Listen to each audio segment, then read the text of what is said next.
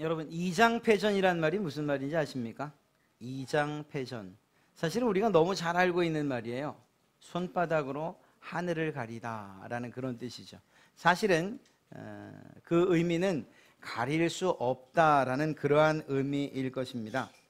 오늘 여러분들과 함께 읽은 이 말씀 가운데에는 손바닥으로 하늘을 가릴 수 있다고 믿는 사람들의 어리석은 이야기가 담겨져 있어요. 그럴 수 없다는 사실을 이제 깨닫게 될 것이고, 그때 느끼게 되는 공포와 두려움에 대한 이야기도 또한 오늘 읽은 말씀에 있는 것을 우리는 보게 됩니다. 예수님의 부활에 대한 두려움이 유대인들, 특별히 대제사장들과 바리새인들에게 있었습니다. 아주 심했던 것을 오늘 말씀을 통해서 보게 되죠. 그 사람들이 했던 일들을 살피면 야, 정말 두려워하고 있었구나, 이걸 알 수가 있게 돼요. 대제사장들과 바리새인들이 빌라도를 찾아갑니다. 그리고 요청을 해요. 무덤을 좀 지켜주십시오. 예수 그리스도의 무덤을 좀 지켜주십시오.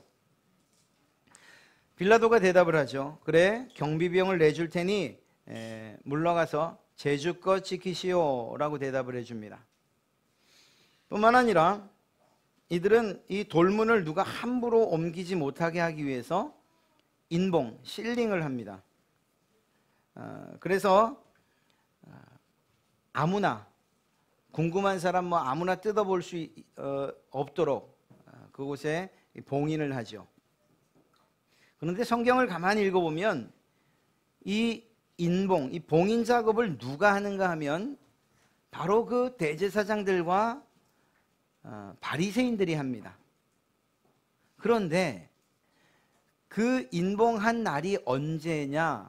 성경을 읽어보면 62절에 그 이튿날은 준비일 다음 날이다 해서 준비일 다음 날이라고 말하고 있어요. 이 말은 안식일을 이야기하거든요. 안식일에는 일하면 안 돼요. 일을 하면 안 되는 날인데 그 법을 지켜야 하는 그 사람들이, 대제사장과 이 바리새인들이 인봉 작업, 이 봉인하는 작업을 하고 있어요. 그러니까 하나님의 말씀을 어기면서까지, 율법을 어기면서까지 예수 그리스도가 살아나는 것을 두려워했다라는 것을 알 수가 있는 거죠. 66절을 보면 그들이 경비병과 함께 가서 돌을 인봉했다, 그렇게 말하고 있거든요. 안식일을 어기면서까지 예수님의 이 부활을 부인하고 부정하고 또 그 일을 막으려고 하는 의지가 얼마나 강했는가 하는 것을 잘 알 수가 있습니다. 그 사람들은 분명하게 확신했어요. 믿음이 있었어요. 어떤 믿음이었는가 하면 옮길 수 없는 큰 돌문을 가지고 막아놓으면 절대 나올 수 없을 것이다. 돌문에 그 아무도, 그 제자들이라도 손을 대지 못하도록 인봉을 해놓으면 그 누구도 건들지 못할 것이다. 아예 경비병들을 세워서 가까이 오지 못하게 하면, 그러면 설령 그 안에서 예수 그리스도가 혹시 살아나는 일이 있어도 이 돌문을 치우고 나오지도 못할 뿐만 아니라 혹시 나왔다 하더라도 이 군사들이, 이 경비병들이 처리를 할 것이다, 이렇게 기대하고 있었던 것입니다. 이런 대제사장들과 이 바리새인들의 이 행동, 이게 도대체 이러한 행동을 한마디로 말하면 이장패전인 거예요. 손바닥으로 하늘을 가리는 것과 같은 그러한 행동이었던 것입니다. 무지하고 어리석고 미련한 것, 이 모든 것, 이걸 자신들만 모르고 있는 것이었다는 거예요. 예수님께서 부활하신다고 하신 이야기, 누누이 했던 그 부활이 그저 돌문 지키면, 무덤을 지키면 끝나는 일 정도로 생각했더라는 것이죠. 여러분, 궁금한 게 있어요. 이렇게 하나님에게 적극적으로 대적하는 사람들, 하나님의 반대편에 서 있는 이 사람들을 과연 하나님은 어떻게 바라보실까 하는 거예요. 하나님께서는 이 바리새인들과 대제사장, 그리고 빌라도, 그리고 군병들을 어떤 모습으로 바라보셨을까? 예수님의 부활과 직접적인 관련은 없어요. 제가 지금 여러분들에게 읽어드리고자 하는 말씀이. 그런데 하나님의 권위에 도전하고 또 스스로 높아지려고 하는 그 사람들을 향해서 하나님은 과연 어떤 태도를 취하시는가, 어떻게 바라보시는가에 대해 시편 2편은 아주 잘 기록해주고 있어요. 아주 잘. 제가 한번 읽어드릴게요. 여러분, 하나님이 이 하나님을 대적하고 하나님께 덤벼드는 사람들을 어떻게 쳐다보시는가, 오늘 단어로 한번 찾아보시겠습니까? 시편 2편 1절부터 4절 말씀을 읽어드릴게요. 어찌하여 문나라가 공모하며 어찌하여 문민족이 헛된 일을 꾸미는가? 어찌하여 세상의 임금들이 나서고 어찌하여 통치자들이 음모를 꾸며 주를 거역하고 기름 부음 받은 분을 거역하면서 이르기를 이 족쇄를 벗어던지자, 동여맨 이 사슬을 끊어버리자 하는가? 이게 하나님의 마음이요. 그리고 나서 그 다음에 하나님이 어떤 태도를 취하시는가 한번 잘 들어보세요. 하늘 보좌에 앉으신 분이 웃으신다. 하하하하. 이렇게 기분이 좋아 웃으시는 게 아니고 그 다음 절을 읽어보면 내 주께서, 하나님께서 그들을 비웃으신다, 이렇게 말하고 있어요. 하나님을 대적하는 사람들, 하나님의 권위를 인정하지 않고 우리가 모여서 하나님께 도전 한번 해보자 라고 하는 그 사람들을 향해서 하나님은 비웃으신다는 거예요. 옛날에 이와 똑같은 일이 있었죠. 사람들이 바벨탑을 쌓기 시작했어요. 바벨탑을 쌓아서 우리 하나님만큼 좀 높아져 보자, 우리 하나님과 이야기 한번 해보자, 높이, 그래 하나님 계신 곳까지 한번 올라가 보자 라고. 그때 아마 하나님께서는 똑같은, 오늘 읽은 말씀과 똑같은 태도를 취하셨을 거예요. 야, 참 비웃으셨을 거예요. 쟤네들이 지금 뭘 하고 있지? 그렇습니다. 하나님께서 비웃으십니다. 바리새인들과 대제사장들, 빌라도, 그리고 그 군사들의 계획, 그리고 지금 하고 있는 모습, 이 모든 것을 비웃고 계시다는 거예요. 왜냐하면 그들이 그렇게 한다고 해서 하나님의 뜻이 변경되거나 취소되는 것이 아니기 때문인 거죠. 사람들의 그 어떤 노력도 하나님의 뜻이나 계획을 변경시킬 수 없기 때문인 것입니다. 예수님을 검과 창으로 위협했어요. 그리고 체포해드렸어요. 그리고 심하게, 아주 심하게 채찍과 몽둥이를 가지고 고문을 했어요. 뿐만 아니라 십자가에 못 박아 결국은 예수 그리스도를 죽였어요. 그리고 그 시신을 깊은 무덤 가운데 내던져 버렸습니다. 그리고 커다란 돌문으로 막고 군병들을 동원해 지켰어요. 그렇게 하면 이제는 모든 것이 끝이라고 생각을 했던 거예요. 3년 동안 기적을 베풀며 가르쳐왔던 예수 그리스도의 그 가르침도 끝이고, 그 예수님을 따르던 12제자 그들도 끝이고, 예수님을 따라보려고 마음먹었던 그 사람들도 끝이고, 로마와 관계는 나빠지지 않을 것이고 그냥 유지될 것이고, 그래서 살만하고 편안한 삶을 유지해 갈 것이라고 그렇게 생각했던 것이죠. 그런데 사실은 그 기대, 이러한 제사장들과 그리고 이 바리새인들의 기대는 물거품이 되어버리고 맙니다. 그건 착각이었기 때문이에요. 하나님은 인간들의 그 어떤 것에 얽매이거나 혹은 제한당하시는 그러한 분이 아니라는 사실을 우리는 꼭 기억해야 됩니다. 여러분, 하나님의 권위에 도전하고 그분의 뜻에 적극적으로 불순종하던 그 사람들, 과연 어떤 그 마지막을 맞이하게 될까요? 우리 한번 성경 한번 읽어보겠습니다. 마태복음 28장 2절부터 4절까지인데요. 한번 읽어봅니다. 제가 성경을 읽자고 하는 데는 이유가 있어요. 조금 흐트러지고 있기 때문이에요. 제 눈에 딱 보이니까 아우 제가 어떻게 안 읽을 수가 없어요. 오히려 먼 데는 괜찮은데 이 눈이 제가 근시라서 앞에만 보이네. 네, 한번 읽어봅시다. 마태복음 28장 2절부터 4절입니다. 시작. 큰 지진이 나며 주의 천사가 하늘로부터 내려와 돌을 굴려내고 그 위에 앉았는데 그 형상이 번개 같고 그 옷은 눈같이 희건을 지키던 자들이 그를 무서워하여 떨며 죽은 사람과 같이 되었더라. 아멘. 어떤 사람처럼 됐다고요? 죽은 사람처럼 됐다.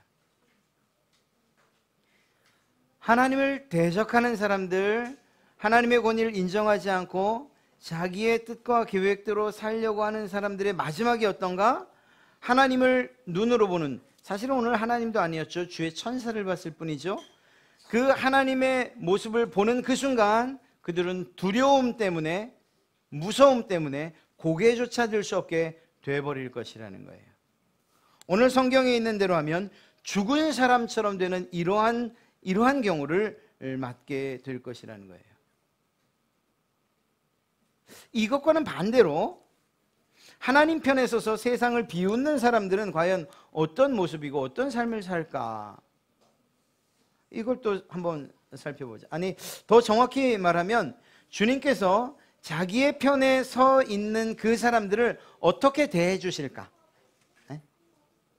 만약에 여러분들이 하나님의 편에 서 있다면 하나님은 여러분들을 어떻게 대해 주실까 하는 것들을 좀 살펴봅니다. 예수님의 부활은 오늘 이 바리새인들이나 혹은 제사장들이나 혹은 빌라도 혹은 군사들만 깜짝 놀라고 두려워하게 한 게 아니에요. 예수님을 따르던 사람들도 예수님의 부활의 모습을 보고 두려움과 무서움을 느꼈어요. 왜 안 그렇겠어요? 죽었던 사람이 살아났는데. 그렇지 않습니까? 그러니까 믿는 사람이나 믿지 않는 모든 사람들이 예수님의 부활은 깜짝 놀랄 만한 그러한 일이라는 거예요. 그러나 이 같은 두려움이었지만 예수님의 반응이 달라요. 당신의 사랑하는 제자들을 향해서 주님께서 말씀하십니다. 평안하냐? 무서워하지 말아라. 이게 예수님의 말씀이었어요. 자기의 사랑하는 제자들을 향해서 말씀하시는 것은 평안하냐? 혹은 평안할지어다? 두려워하지 말고 무서워하지 말아라. 이것이 예수님께서 자신의 제자들을 향해서 하신 말씀들이었어요. 아까와는 사뭇 다르죠. 죽은 자처럼 되었던 사람들과는 완전히 다른 모습을 보게 됩니다. 그리고 예수님께서 그렇게 말씀하셨을 때 제자들은 오히려 처음에 그 두려움과 무서움은 사라지고 큰 위로 그리고 평안을 누리게 됐던 것을 우리는 보게 됩니다. 성경을 살펴보면 앞서 천사들이 전한 명령, 그게 몇 절에 나와 있나요? 5절부터 7절까지 나와 있는데요. 이 천사들의 명령과 똑같은 이야기를 잠시 뒤에 예수님께서 똑같이 말씀을 하셔요. 그 5절과 7절 사이에 있는 그 내용을 주님께서 9절에 말씀하십니다. 9절. 그리고 10절에 말씀을 하셔요.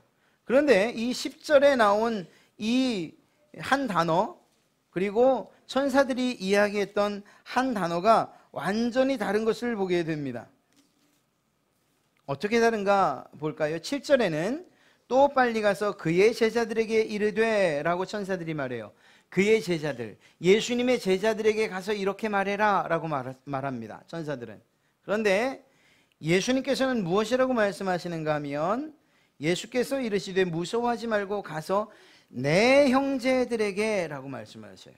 물론 천사들이 예수님의 입장에서 이야기를 하다 보니까 그의 제자들에게 라고 말했겠죠. 그러나 더 중요한 것은 예수님께서 자신의 제자들을 제자라고 하지 않고 내 형제들이라고 하고 있다는 거예요. 예수님께서, 부활하신 그 예수님께서 제자들에게 나타나셔서 위로와 평안을 주시는 것, 그것은 물론이거니와 자신의 사랑하는 제자들을 제자 이상, 그래서 형제라고 여기고 있다는 거죠. 여러분, 이 표현은 매우 다른 것입니다. 이 말을 좀 다르게 이야기하면 어떻게 이야기할 수 있을까요? 주님께서 이렇게 말씀하는 거예요. 너는 내 편이야, 내 편. 나의 부활을 기다렸고 나의 부활에 동참하게 될 거야. 너는 내 편이야. 그래서 예수님께서 자기 편에 위로 주시고 자기 편에게 평안을 주신 거죠. 사랑하는 성도 여러분, 이러한 주님의 음성을 들은 제자들의 삶이 180도 변한 것 아십니까? 하나님을 더욱 두려워하는 삶을 살았어요. 더 정확히 말하면 세상을 두려워하지 않고 하나님만 두려워했어요. 오히려 세상을 향해서는 우리가 살펴봤던 시편 2편에 있는 하나님의 비웃음을 따라서 세상을 비웃어요. 너희깟 것들이. 물론 그 비웃음 때문에 제자들은, 예수님의 형제들은 조롱을 당하고 술취를 당하고 쫓겨다니고 매를 맞고 옥에 갇히고 심지어는 죽음에 이르기까지 해요.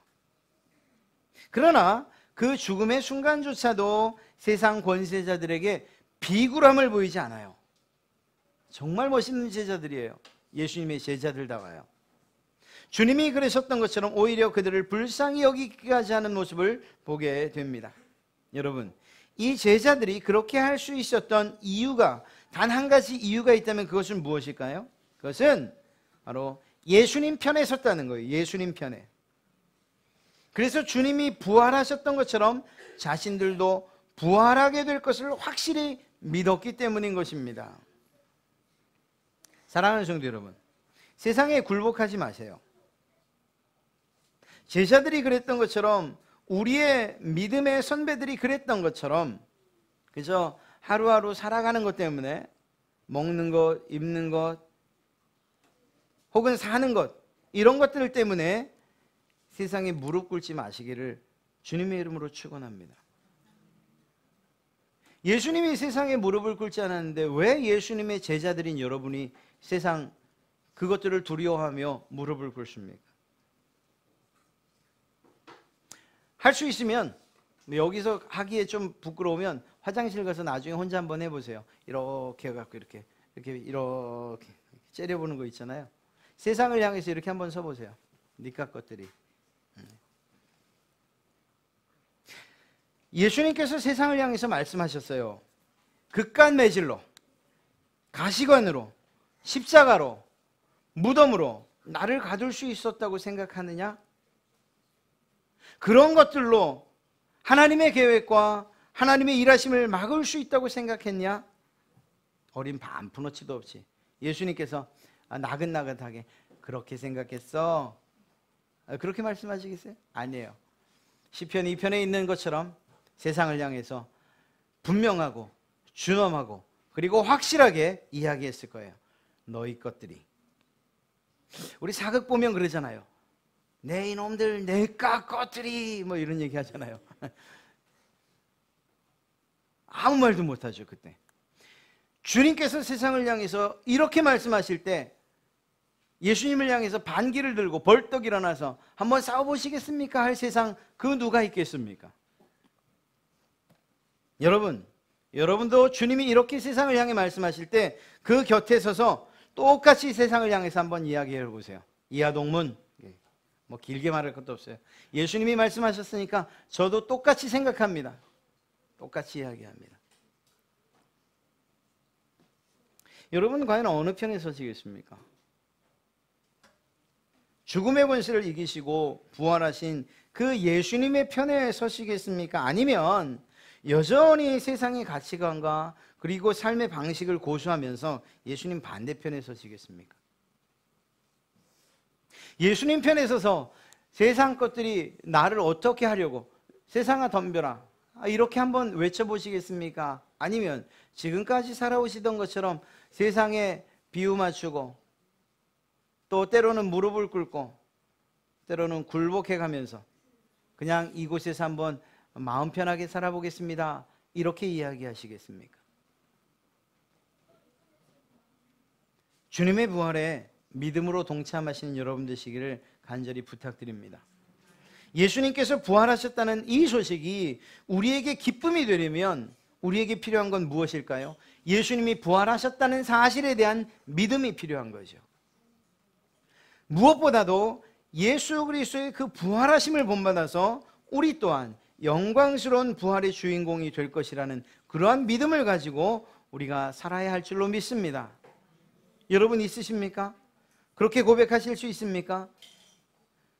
예수님께서 부활하셨습니다. 저는 그것을 믿습니다. 예수님께서 다시 사신 것처럼 나 또한 다시 살아날 것을 믿습니다. 이것이 여러분의 고백이 되어야 된다는 거예요. 이 고백은 특별히 부활 주일에만 있어야 되는 고백이 아니고 여러분이 세상을 살아가다가 어려운 일 만나고 힘든 일을 만나고 그래서 무릎을 꿇어야 할 그때가 오히려 더 이렇게 고백해야 될 때예요. 하나님, 내가 이기게 해주십시오. 세상이 나를 이기지 못하고 혹여 내가 세상에 의해서 고난을 당한다 할지라도 저는 주님이 부활하신 것을 믿습니다. 그리고 저 또한 그 영광스러운 부활에 동참할 것을 믿습니다. 이렇게 말씀하시는 여러분 되시기를 간절히 부탁드립니다.